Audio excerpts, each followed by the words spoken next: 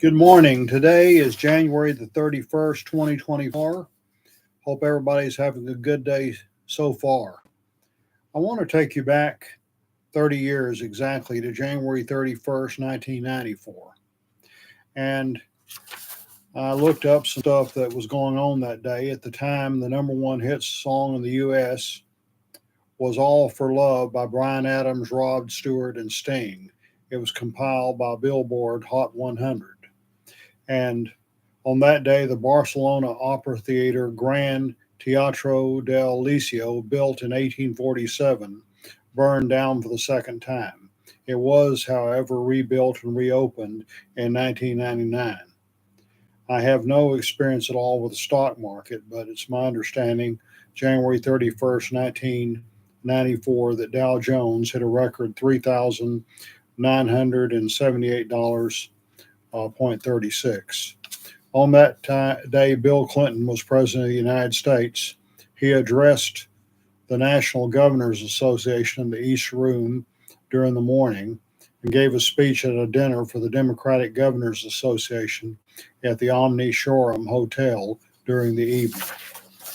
That particular time, 1994, I was living in Waco in my hometown. I was teaching at Paul Quinn College, which moved from Waco to Dallas in 1990. I had an apartment in Dallas. I was commuting back and forth. And I was also working on my PhD in religion at Baylor University. I had completed all of my coursework in December of 1992, passed prelims in uh, September of 1993, and I was finishing my prospectus for my doctoral dissertation on Eliphas Levi and the Kabbalah had been completed. It was actually on February 7th, 1 week later, that the graduate committee approved it, and I was able to receive my PhD the following year, 1995. But on January 31st, 1994, I have vivid memories of that date because it was the day that Cracker Barrel opened its store and restaurant in Waco. My son Rob, who was then 12 years old, and I were the first two customers that walked through the door to have breakfast. They opened up at 7, and I made sure we were there on time and we were there to go in before I took him to school. Since then, I have tried to go to, well, for a number of, not now, but for a number of years, I tried to go to Cracker Barrel on January 31st. Cracker Barrel Old Country Store Incorporated is an American chain of combined restaurant and gift stores with a Southern country theme, a theme that I love. The company was founded in 1969 by Dan Evans, who lived from 1935 to 2012. Its first store was in Lebanon, Tennessee, which remains the company headquarters. That's east of Nashville. And the chain stores were at first positioned near highway exits in the southeastern and midwestern U.S., but expanded across the country during the 1990s and 2000s. Today, there are at least 660 stores throughout the country. Its menu is based on traditional Southern cuisine with appearances and decor designed to resemble an old fashioned general store. I love that rustic atmosphere. Each restaurant features a front porch lined with wooden rocking chairs, a stone fireplace, and artifacts from the local area. It was in 1969 that Don Evans was a sales rep for Shell Oil Company.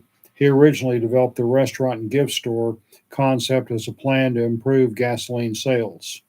Designed to resemble the traditional country store he remembered from his childhood, with a name given to it by a Southern country theme, Cracker Barrel was then intended to attract the interest of highway travelers.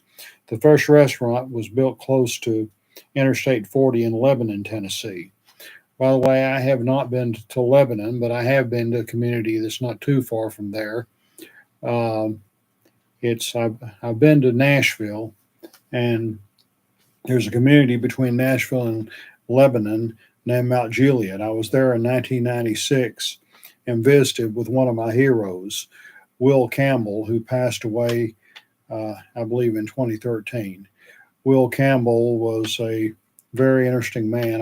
He was called a bootleg Baptist minister, and I visited with him on his farm at Mount Juliet, and he autographed my copy of his book, for 40 Acres and a Goat. Will Campbell's an incredible guy. I need to devote a video to him sometime. But that store in Lebanon opened September 1969, serving Southern cuisine, including biscuits, grits, country ham, and turnip greens. Evans incorporated Cracker Barrel in February 1970 and soon opened more locations. In the early 70s, the firm leased land on gasoline station sites near interstate highways to build restaurants. These early locations featured gas pumps on site, but they don't do that anymore. Cracker Barrel has supported a wide range of charities over the years, which is good, and provides scholarships. And it sponsored NASCAR Atlanta 500 race in Atlanta Motor Speedway from 99 to 2001 and the Grand Ole Opry from 2004 to 2009. And over the years, I patronized Cracker Barrel in various Texas cities.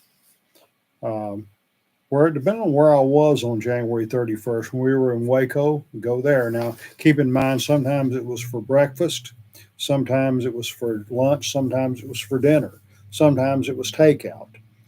I've been to the Cracker Barrel in DeSoto outside of Dallas. I've been to one near Fort Worth. I've been to one in Arlington, and not on January 31st, but other times when I've been traveling in other states such as Kentucky and Georgia and Louisiana, I think Arkansas. I've been to Cracker Barrel. And for years, it was a family tradition to go there every January 31st. There was a few times we didn't get to do it. And